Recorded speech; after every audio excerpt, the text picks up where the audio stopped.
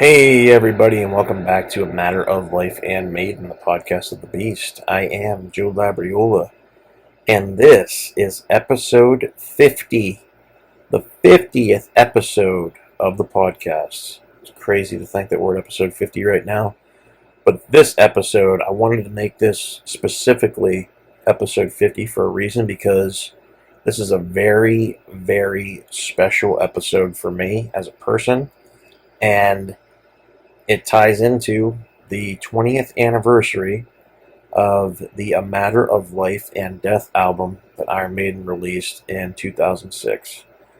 It came out pretty much worldwide at the end of August in 2006, but it didn't come to the United States, Japan, and Canada, I think, until the first week of September. It was like September 5th, 4th or 5th, 2006. So this album is what the podcast is named after. It's an album that I cannot express enough gratitude for, because it truly is in my opinion, and Matt would probably echo this, a genre-defining, life-defining record for metal music, for Iron Maiden, for the rock and roll community and the rock community, for our existence. And I know me personally, for my existence as a human being on this earth, this album changed my life in the most positive ways I can even express here. It's unfathomable what this record did for me as a human being. It unlocked so much curiosity, potential, wisdom, and just a desire to want to be a better person, a smarter person from this record in my life. And since this record came out, my life has been, just basically ups and downs. That's how life is. But this record, when I think about it, when Matt and I were into this album, when it came out, we were just kids. We had started listening to Maiden right around the time we were about 18 years old. And Matt's a couple months older than me, so he was born in May. I was born in September 1986. So I think he was probably a little bit older. He was 18. I was 18. We were getting into Maiden, and we had just graduated high school. And about 6 months after that, he started really getting into Iron Maiden. 6 months after high school, and then a couple months after that, he was trying to get me into it. So about like 9 months out of high school, I was an 18-year-old kid. He was an 18-year-old kid. And then we just loved Maiden. I mean, we just started listening to them. I was into pop punk. Blink-182 and Green Day were like my two favorite bands. I like grunge a little bit. I really like Soundgarden and like the Smashing Pumpkins at the time. And I still like that music. I like it. And I'll stress that word. I like that music. But Maiden, and this record in particular, are why I am the person I am today, and why I like the music that I like.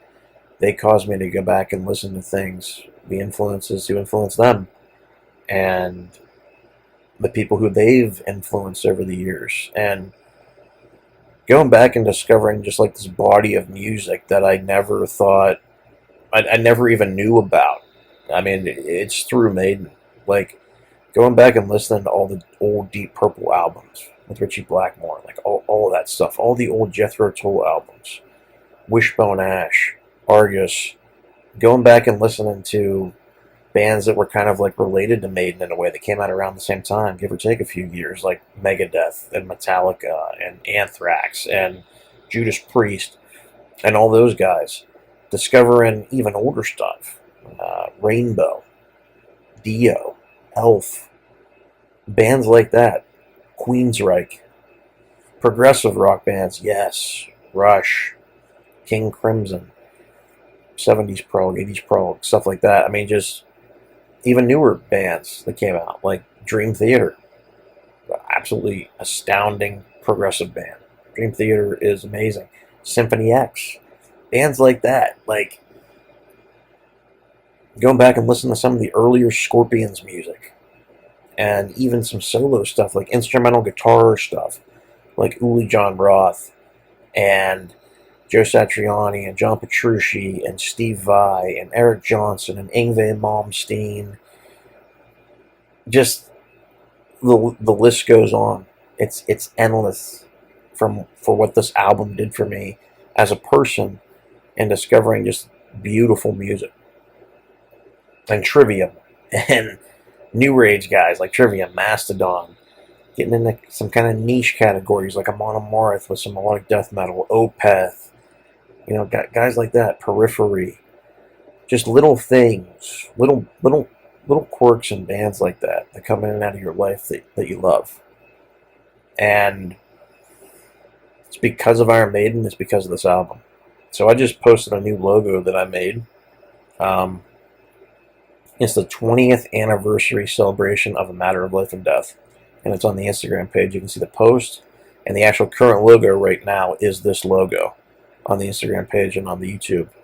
And I just said, check out the new A Matter of Life and Maiden, A Matter of Life and Death 20th anniversary theme logo. This is the album that made us lifelong Maiden fans and Maiden fanatics. It's hard to believe we fell in love with this record 20 years ago.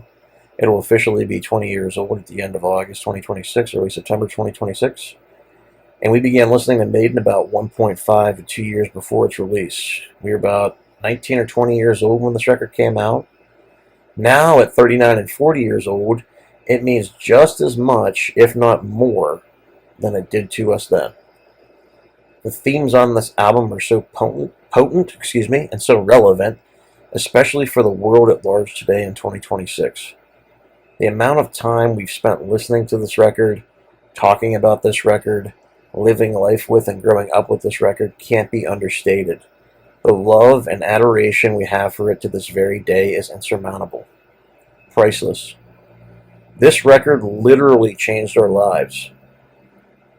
We'd be delighted if everyone took the time to revisit and listen to this monumental album in its entirety to celebrate and commemorate its 20th year in existence in 2026. We promise you won't be disappointed.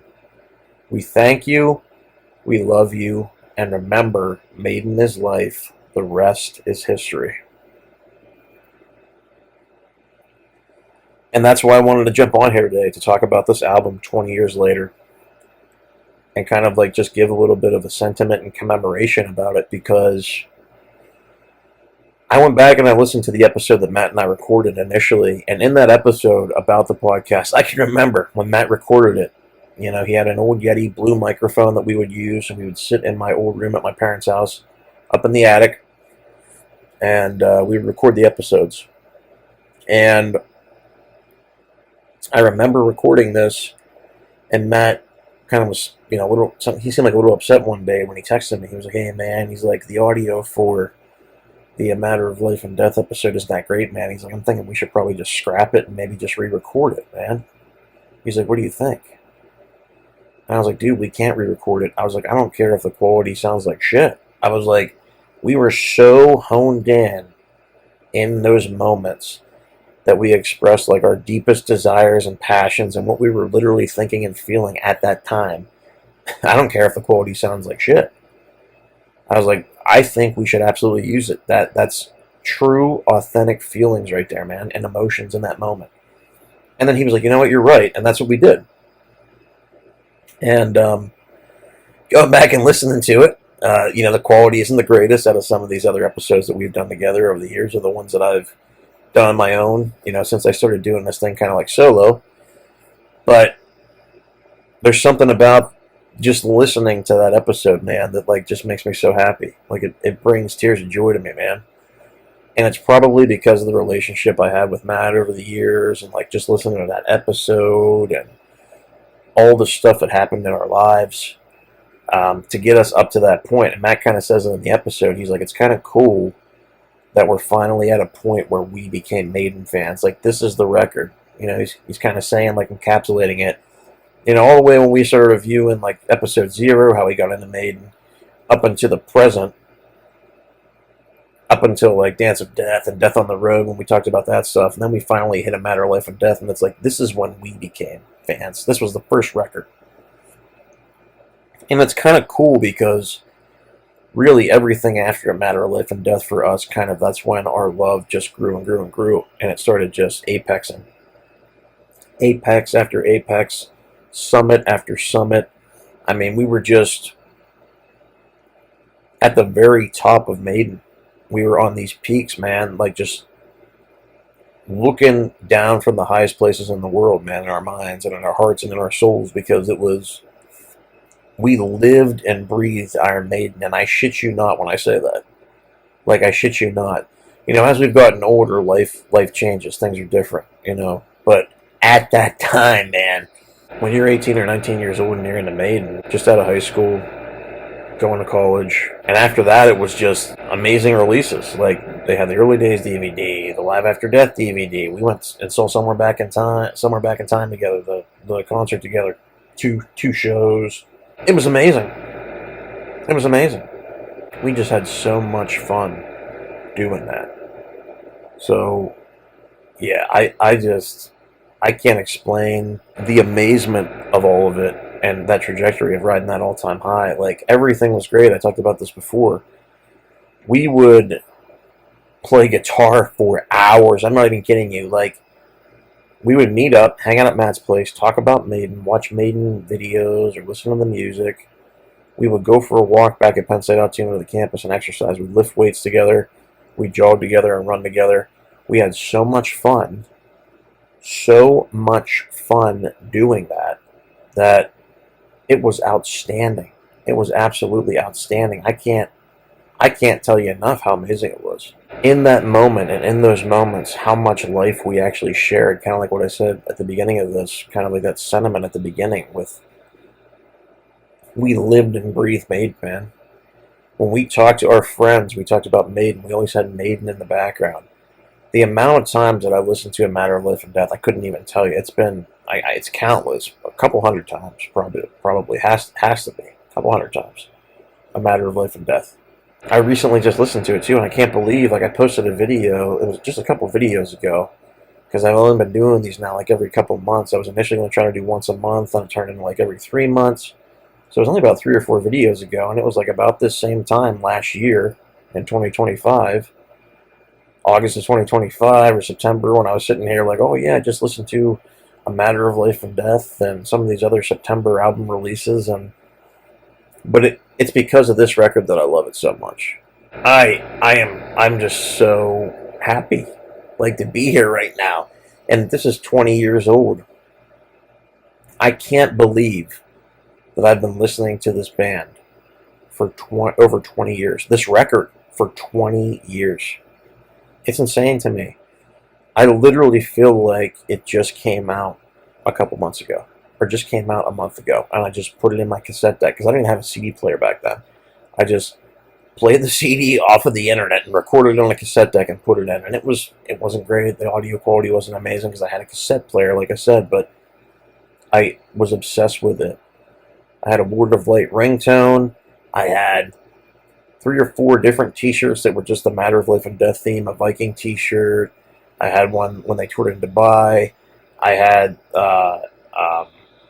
a Benny Breed t-shirt. Like, Matt and I were getting into guitar because of this record. I remember he would just come over and we'd play Iron Maiden. And it got to a point where we were trying to play all the classics, and then we'd be like, hey man, let's just start playing some stuff from Matter of Life and Death. And we were learning like Different World and learning Brighter Than a Thousand Suns and The Pilgrim and parts of the Legacy and parts of the Reincarnation of Benjamin Brieg. Like, it was just, it's mind blowing to sit here and think about it. And then we'd pick up our 2 friends, and my brother. We'd all hang out and we'd play Magic the Gathering, the card game, either at Wagner's house, at my parents' place, or over at Jeremy's house, or his trailer. Back then he had a little trailer, and we would just sit there and play Maiden in the background while we were playing Magic the Gathering. We'd drive around Altoona, Pennsylvania, listening to this record on repeat, going to the mall to go in to look at records, or go into Hot Topic to look at Iron Maiden shirts. And the whole time we were doing that, we're talking about Iron Maiden. We're talking about A Matter of Life and Death. We're talking about how the album's so good. Like, I'm talking about every conversation, man, was about Maiden. And going back to what we talked about before, like that's what this podcast was created for, a matter of life and Maiden, because it really was our life. Even before we decided to make this podcast, it really was everyday life for us, being teenagers, growing up, and listening to music and getting into metal and getting into playing guitar and talking about effects pedals and talking about our influences and our favorite guys and our favorite players. And even thinking about it now, like, it's funny how there's different tastes. So, like, instrumental guitar, like I talked about some of the guys at the beginning of this, like Joe Satriani and Steve Vai. Matt always really loved Joe Sach. He still does. It's probably his favorite instrumental guitar player. And it's in terms of like stage presence, I always loved Steve Vai. I thought Steve's presence was just amazing. I loved his Gem 7V guitar. Just the way he played, like Tender Surrender, Building the Church, like the list goes on. And the new stuff he's done in the last couple of years, like Teeth of the Hydra and stuff like that. I mean, the guy is a visionary. So, and so is Satriani. And Satriani was his teacher. And Matt and I always had this kind of like mentor, apprentice, and then kind of like leveling out dynamic with each other. Matt got into the guitar first. He showed me how to play some stuff. I got into it. We started playing together. We were teaching each other things. Matt was teaching me at first, and I got to a place where I was like, hey man, look at this. Let's do this. Let's play this. And we did it together. Just like Joe Satriani. Like Joe Satriani was Steve Vai's guitar teacher. Then they started playing stuff together. They grew up in like the same neighborhood. And then you look at like, you know, some of these other guys. You look at like Dave Murray and Adrian and Iron Maiden. Like Dave knew Adrian when they were kids. Dave was a little bit older. He was trying to get Adrian into music. Adrian went and bought a guitar and they started playing together. It's just like the life story of Matt and I. Like it's a similar dynamic. And I'm sure a lot of guitar players and stuff can say that. Like somebody kind of showed them how to do it. They had a friend or like an older sibling or, you know, an older neighborhood friend or like a teacher somewhere who kind of sat down and helped them out. And then they started playing together and making music and stuff together. That dynamic and that part of life is awesome. Not only does that hit me from like a teacher standpoint and as a historian, but like it hits me from a place that is absolutely amazing. And I can't tell you how amazing it is because I am absolutely blown away by it. Absolutely blown away by it. And yeah, the album means so much to me. And looking back on it over these 20 years, every single song stands up more so, probably even more so than it did when Matt and I did the recording of that episode, however long ago that was, when we first talked about A Matter of Life and Death, the album. What was that, 7 or 8 years ago now we talked about that record? I probably love it more now than I did even then, because every single year it grows on me. Every single year. But I never get tired of hearing Different World, or These Colors Don't Run, or Brighter Than a Thousand Suns, or The Pilgrim, or The Reincarnation of Benjamin Brieg, For the Greater Good of God, Lord of Light, and my favorite song on the record is The Legacy. Like, I love that song. I absolutely love it. It's one of my favorite Iron Maiden songs. I think The Legacy is the best lyrical Iron Maiden song ever made. It's perfect. Everything about it is majestic. And, you know, Matt and I kind of talked about this when we were reviewing the record. The artwork by Tim Bradstreet, the United States comic book author, he did a bunch of comic book stuff. He did the cover for A Matter of Life and Death, the 14th studio album by Iron Maiden. And to this day, it holds up. It's flawless. It might not be the best Eddie ever. You know, it's arguable that Eddie's not center stage like he is on most of the other Maiden albums. But I love the cover. I think it's absolutely astounding. And it goes back to what Matt and I kind of said on that episode, where it's really a group effort, the record. It's really a team effort. Everybody in the band is contributing. You know, there's 6 individuals on the cover of that record. 5 of them are skeletons and 1's Eddie. You know, everybody said that Bruce was Eddie because he's up on top of the tank with like a rifle running around like Bruce does on stage.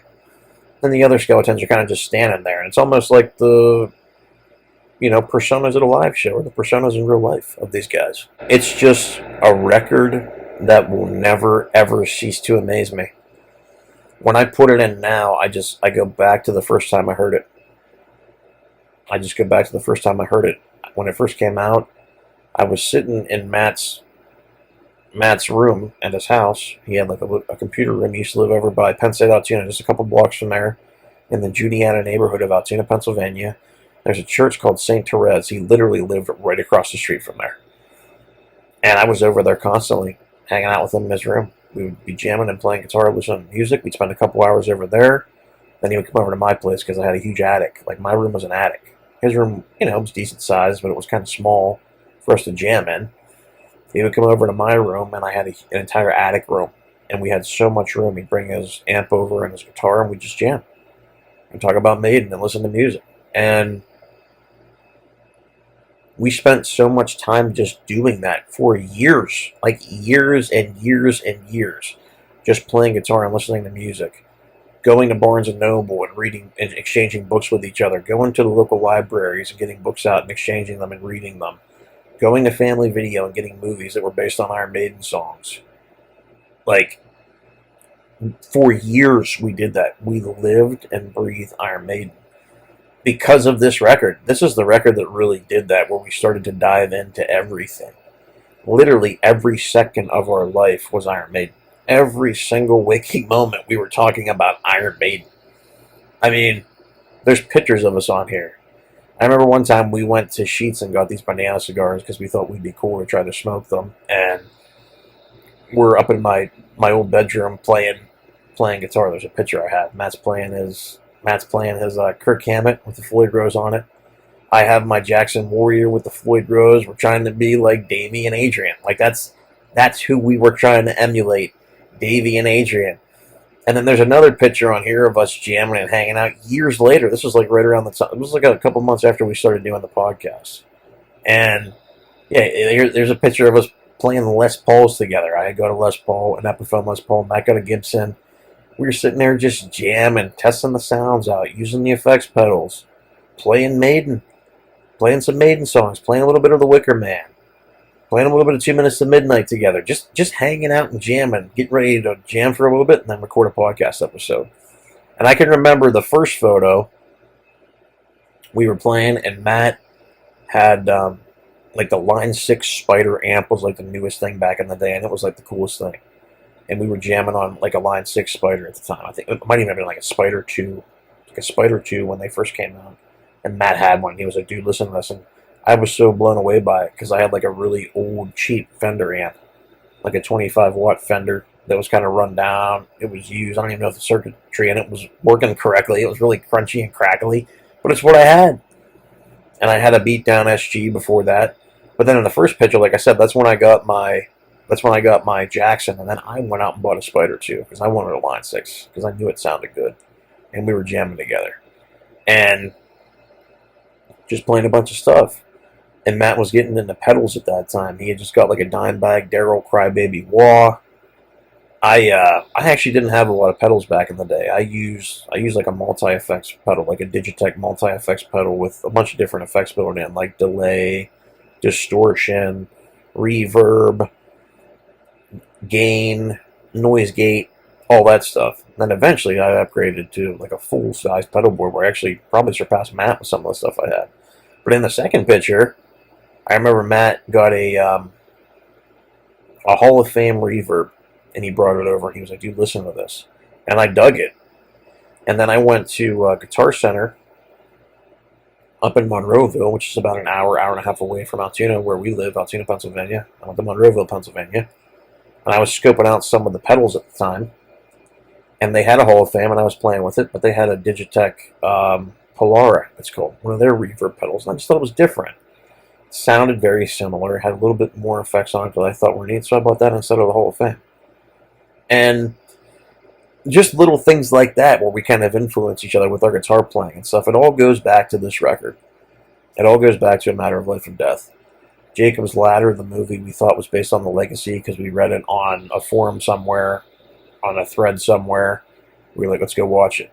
The Longest Day movie we watched, we were really getting into World War II history at this time, talking about certain battles and different things. And Matt was really into like the European theater a lot, and so was I. We would talk about those things, but I was more into like the Japanese and like the Pacific theater. and we would kind of just come together and discuss ideas and kind of bounce stuff off each other. We're both historians. So it was really cool. And a lot of our, papers and stuff were written in college about these things. Matt wrote a paper about eugenics when he was in undergrad. It was his senior capstone thesis. When I was in grad school, I wrote a paper about eugenics and the German mentality and all these different things and how horrible and stuff it was. And Matt, talked about how horrible it was and just all these ideologies coming together. And I mean, the album is littered with World War II references if you look really, really close. I mean, The Longest Day, it's about D-Day, the D-Day invasion. Brighter Than a Thousand Suns, it's about the Manhattan Project, and, Oppenheimer. It's unbelievable. We live in a different world. These colors don't run. It's about going off to war. The Pilgrim, people leaving their homes to come to a new land, to find new life, to establish new things, better things. What they thought were better things.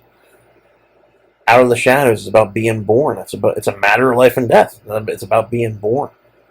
A man who casts no shadow has no soul.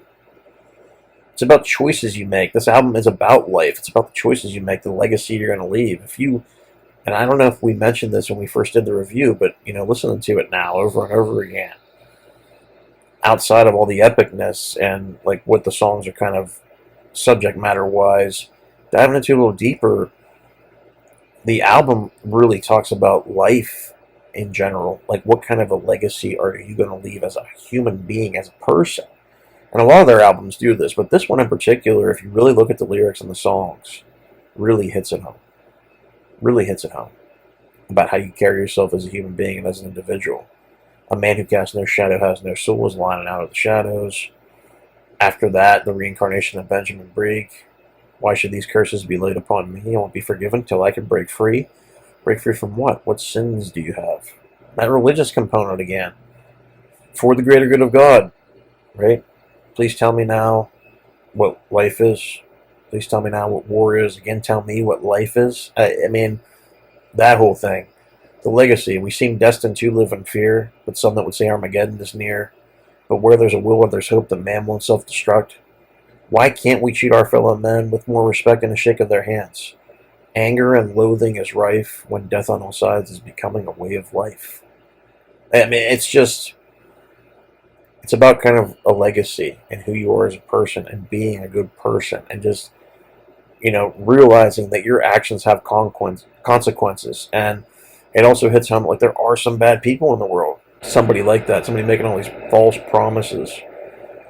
What if you were that person? And the legacy is kind of like that view of like, what if you are that person? How could you live with what kind of legacy that you leave behind? How do you want to be remembered? And I think that's why this record is so powerful and just so perfect in that regard. It's, you saw my list on a couple previous episodes of where I ranked this, and it's damn near the top. It's 10 out of 10. This is a record, and I've said this on several episodes. If you go back and you get to a point where I get to where I'm talking about a matter of life and death, this is a record alongside Power Slave that cemented me as a Maiden fan. I mean, this one really in particular. I love Power Slave too, but that actually came after this. This was the initiation. And then after that, it was me getting into other things. But this was really the one. This was the one that really, really, really cemented everything for me. And Matt too. I can't stress enough how absolutely excellent it is for the 20th year celebration for this. And the fact that Nico just said like it's his favorite album, like literally like a couple months ago, like that was amazing to me. Like I almost cried when I read that. I was like, that's amazing. And like I said when I posted my post on Instagram, like go back and revisit this, please, and listen to it, and just give it a chance. If you haven't touched it in a couple years, you haven't listened to it in a while, go back and listen to it like from beginning to end, all the way from Different World down to Legacy, like every beat, every moment, every note. It's a ride, man. It's a joy. It's a ride. It will take you on an awkward journey, just like the reincarnation of Benjamin Briggs says. And it never lets up. I mean, it's like one of those albums where every single song is euphoric. You know, most of them. You know, it's going back to that target grouping episode I did. You know, Out of the Shadows is a little bit of a quieter song. The Longest Day is a nice mixture. There's some stuff in there, but really Out of the Shadows is the only song that I can think of is just a little bit more chilled out. Everything else has heavy, bombastic, heavy moments on it. Like Matt said in the original episode, heavy meaning musically heavy, sonically heavy, but also subject matter and like lyrical heaviness. Like the stuff that they're singing about is heavy stuff, like war, religion, life. I mean, it's heavy. It's heavy subject matter, and it's beautiful. So go throw this album on.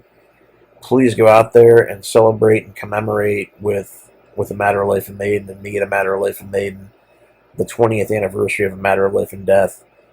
And in my opinion, and a lot of other people's opinions, including Nico McBrain, it's in his mind, it's the best. It's probably interchangeable for me with Power Slave. So on days, I think it's the best too. It's a 10 out of 10 record for me in a different way than Power Slave. So in a lot of people's minds, this is one of the greatest things that Iron Maiden has ever done. One of the greatest albums they've ever made. One of the greatest musical experiences you're ever going to listen to or hear. And enjoy it. Go out there and celebrate 2 decades of A Matter of Life and Death. It's well deserving of a celebration. Have a Matter of Life and Death party, man. And just play it over and over again. Invite all the people over who like Iron Maiden and just have a Matter of Life and Death party. Or, just have a Maiden party to commemorate this, listen to it in its entirety, and then put Maiden on and put it on random. There is no way, if you're like me, and I've tried to do this before, with all the studio LPs and all the live recordings, I mean, I'm not even talking about B-sides or anything like that, just the live recordings and the studio LPs, if you put your phone or whatever you're listening to on shuffle on your computer, your music library, and you hit shuffle and you hit play, you could probably listen to Iron Maiden music for weeks at a time because there's so much material out there.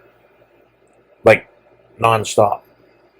So if you had like a little weekend party on a Saturday or a Sunday and had people over to commemorate this record, put that bad boy on shuffle your library, if you were just like, hey, it's all about Iron Maiden, it's just going to be Maiden stuff, you wouldn't run out of songs. You would not run out of songs to listen to. And that's awesome. So celebrate it. Enjoy it. Go out there and listen to it again. Listen to songs multiple times until you kind of feel it, get a grasp for them. Like me, The Legacy, man, I loved it when I was younger. And I loved it as I've gotten older. For that song and this album, it was already like a tasty glass of wine, but it's aged to perfection now. I mean, 20 years later, this thing still tastes just as good, if not better, than what it did 20 years ago when it first came out. Just because of how much time I've had with it, how much time I've got to spend with it, and share it, and share parts of my life and the experience of this record with other people. College friends, work friends, personal friends, intimate partners, people that I've met in the world. And like I just said earlier, like my buddy at work, getting him into Iron Maiden and stuff like that. And in this record, it's going to be like the next step. I'm going to be like, hey man, it's different. It's time for a different world. It's time for some Pilgrim. And then we'll amp it up to like Reincarnation of Benjamin Briggs, Brighter Than a Thousand Suns.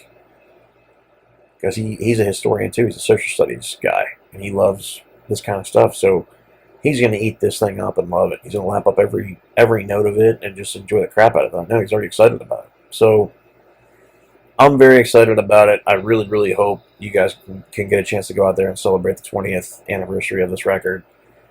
Let me know your thoughts about it. Tell me where you feel this record stands on like a list of the Iron Maiden studio LPs. Where do the songs stand for you? Like, what's your favorite? Like, what do you rank the songs? What do you rank the artwork? What's the artwork looking like for you? Where's it rank amongst other Maiden albums? Where's it rank amongst other Eddies? And I kind of did this before. Like, for me, as far as Eddies go, I can't really say it's a strong representation of just Eddie, but as an Iron Maiden album, as a representation of the band, as a representation of them, it's a 10. Like, it's a perfect 10. Um, so yeah, let me know where you guys are at. As always, thank you so much for listening. And I'll say what I said earlier. We thank you guys, we love you guys, and remember, Maiden is life, the rest is history. Catch you guys on episode 51. Long live Eddie and the boys. Happy 20th to you. A Matter of Life and Death. One of the greatest Iron Maiden albums of all time, if not the greatest. Take care.